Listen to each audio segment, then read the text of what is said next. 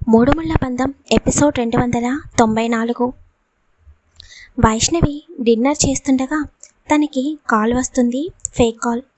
Okay, ఇప్పుడే send చేస్తాను అని చెప్పి తన ఫోన్ని చూసుకుంటే లో బ్యాటరీ అని చూపించి స్విచ్ ఆఫ్ అయిపోతుంది. హో గాడ్ అని వైష్ణవి అంటుంటే పక్కనే ఉన్న విరాస్ ఏమైంది అని అడగగానే నా ఫోన్ స్విచ్ ఆఫ్ అయిపోయింది విరాస్, ఒకసారి నీ ఫోన్ ఇవ్వవా? ఆ ప్రాజెక్ట్కి సంబంధించిన డాక్యుమెంట్స్ అన్నీ ఈమెయిల్కి కూడా సెండ్ చేశాను. ప్రాజెక్ట్ డీలర్స్ కాల్ చేశారు. డాక్యుమెంట్స్ అన్నీ వాళ్ళకు ఒకసారి మెయిల్ సెండ్ చేయమని అని వైష్ణవి చెప్పగానే విరాస్ వైష్ణవికి తన ఫోన్ ఇస్తాడు. సరే, నా డిన్నర్ కంప్లీట్ అయిపోయింది, నేను ఒక 10 minutesలో వస్తాను విరాస్ అని చెప్పి వైష్ణవి అక్కడ నుండి తను స్పెషల్గా బుక్ చేసిన రూమ్ దగ్గరికి రాగానే రూమ్ లోపల ఒక అమ్మాయి ఒక అబ్బాయి ఉంటారు. వాళ్ళకి మొబైల్ ఇచ్చి త్వరగా డేటా అంతా ట్రాన్స్ఫర్ చేయండి, ఎక్కడ చిన్న క్లూ కూడా వదలకూడదు, అర్థమైందా, త్వరగా చేయండి అని చెప్పి వైష్ణవి రూమ్ బయట నుంచి కిందికి చూస్తూ ఉంటుంది. ఈ విషయం విరాస్కి తెలిసిన తర్వాత నువ్వు అస్సలు ఊహించని పరిణామాలు జరుగుతాయి వైషు. అయితే విరాస్ వైష్ణవి ఫ్యామిలీ మెంబర్స్తో మాట్లాడటం వలన వైష్ణవి గురించి పట్టించుకోడు. వాళ్ళు వైష్ణవిని పిలవగానే ఏమైంది అని అడగగానే దీని పాస్వర్డ్ ఏంటి అని అడుగుతుంది. అవును కదా అని చెప్పి వైష్ణవి ఫోన్ తీసుకుని మళ్ళీ విరాస్ దగ్గరికి వెళ్ళి విరాస్ మొబైల్ పాస్వర్డ్ ఏంటి, మర్చిపోయాను, హ్యాండ్ వాష్ చేసుకుని వచ్చాను ఇప్పుడు, త్వరగా చెప్పు అని అంటుంటే విరాస్ వైష్ణవి చెవి దగ్గర లవ్ యూ వైషు అని అంటాడు. వెంటనే వైష్ణవి మైండ్ మొత్తం స్ట్రక్ అయిపోగానే అలాగే విరాస్ మొబైల్ తీసుకుని నెమ్మదిగా పైకి వెళ్ళి మొబైల్ ఇచ్చి వాళ్ళకి పాస్వర్డ్ చెప్పగానే వాళ్ళు ఆశ్చర్యంగా వైష్ణవి వైపు చూస్తారు.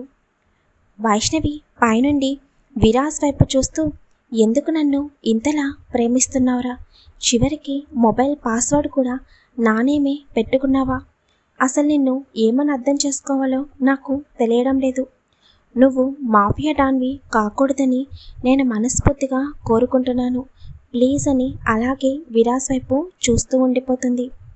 ఒక 10 minutes తర్వాత వైషు ఫ్రెండ్ మాయా వచ్చి వైషు కంప్లీట్ అయిపోయింది, ఇదిగో మొబైల్ తీసుకో, డేటా మొత్తం నీ ల్యాప్టాప్కి ట్రాన్స్ఫర్ చేశాము, ఇంకా ఏదైనా ఉంటే తర్వాత చూద్దాము, ఇంకా మేము వెళ్ళమా అని అనగానే త్వరగా వెళ్ళండి, మళ్ళీ విరాస్కి అనుమానం రాకూడదు అని చెప్పి వాళ్ళని అక్కడి నుండి పంపించేస్తుంది వైష్ణవి.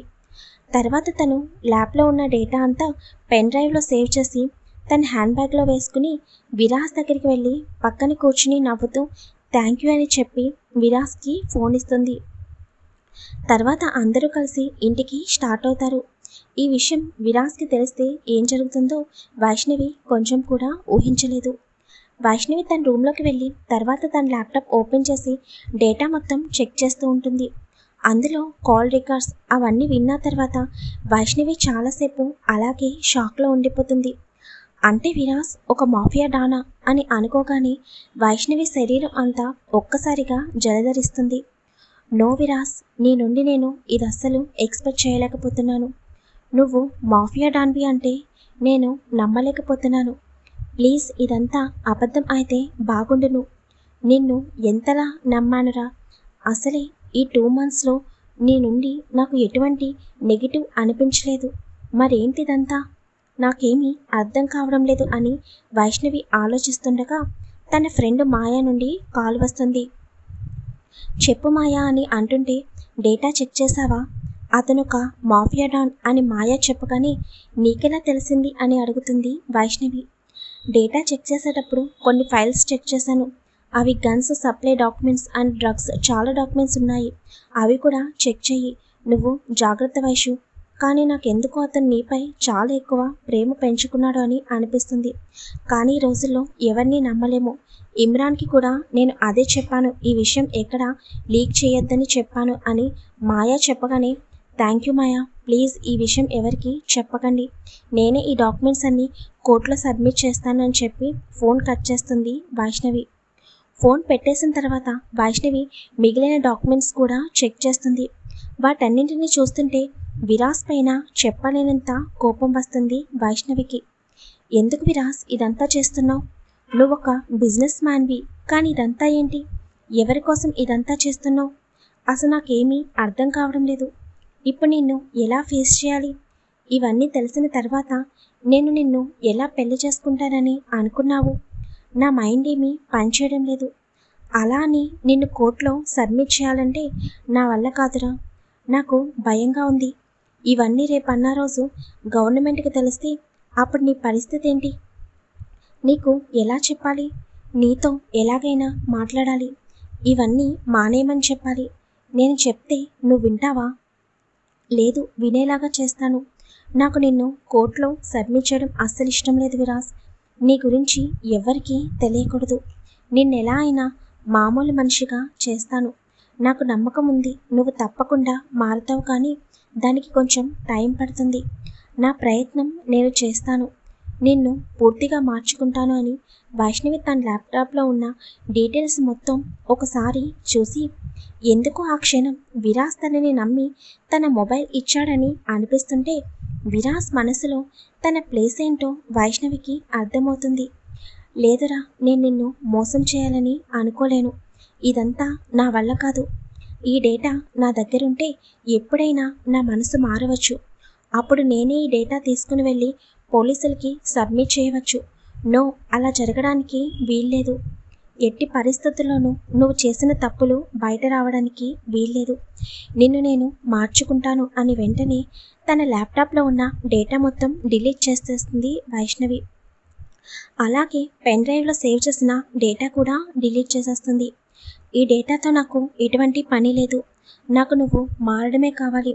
నువ్వు మారిన తర్వాతే నేను నిన్ను పెళ్లి చేసుకుంటాను విరాస్. అప్పటి వరకు నీకు దూరంగా ఉంటాను. అలా అని నిన్ను ఒంటరిగా ఎట్టి పరిస్థితుల్లోనూ వదలను. ముందు నువ్వు ఇదంతా ఎందుకు మొదలుపెట్టావో నాకు తెలియాలి అని నిర్ణయం తీసుకుంటుంది వైష్ణవి. కానీ తనకి తెలియదు కదా, తను తీసుకున్న నిర్ణయం విరాస్కి చేరకముందే జరిగే పరిణామాలు వైష్ణవి ఊహించలేకపోయింది. విరాస్ని మాఫియా నుండి ఎలాగైనా తప్పించాలని వైష్ణవి గట్టిగా నిర్ణయం తీసుకుంటుంది. విరాస్పై ఉన్న ఫీలింగ్ కొంచెం కూడా చేంజ్ అవ్వదు వైష్ణవిలో. పైగా విరాస్ని మార్చుకోవాలని అనుకుంటుంది. మరి వైష్ణవి విరాస్ని ఇష్టపడిందో ప్రేమించిందో తనకే తెలియాలి. అలా విరాస్ ఆలోచనలతో పడుకుంటుంది వైష్ణవి. మార్నింగ్ వైష్ణవి కళ్ళు తెరవగానే తన ఎదురుగా ఉంటాడు విరాస్. ఒక్కసారిగా విరాస్ని చూడగానే వైష్ణవి ఉలిక్కిపడి లేచి కూర్చుంటుంది. ఏమైంది వైషు, నన్ను చూసి అంతలా భయపడ్డావు అని విరాస్ అడగగానే, నథింగ్, ఏమీ లేదు. నువ్వేంటి ఇంత మార్నింగ్ ఇక్కడికి అని అడుగుతుంటే, నీతో కొంచెం పనుందిరా, త్వరగా రెడీ అయ్యిరా, బయటికి వెళ్దాం అని అంటాడు. విరాస్ అలా అనేసరికి వైష్ణవి భయంగా విరాస్ వైపు చూస్తుంది. ఏమైంది, త్వరగా రెడీ అయ్యిరా అని విరాస్ చెప్పి హాల్లోకి వెళ్ళిపోతాడు. ఏమైంది, విరాస్ ఎందుకు ఇంత మార్నింగ్ వచ్చాడు అని ఆలోచిస్తూ రెడీ అయ్యి హాల్లోకి వస్తుంది వైష్ణవి.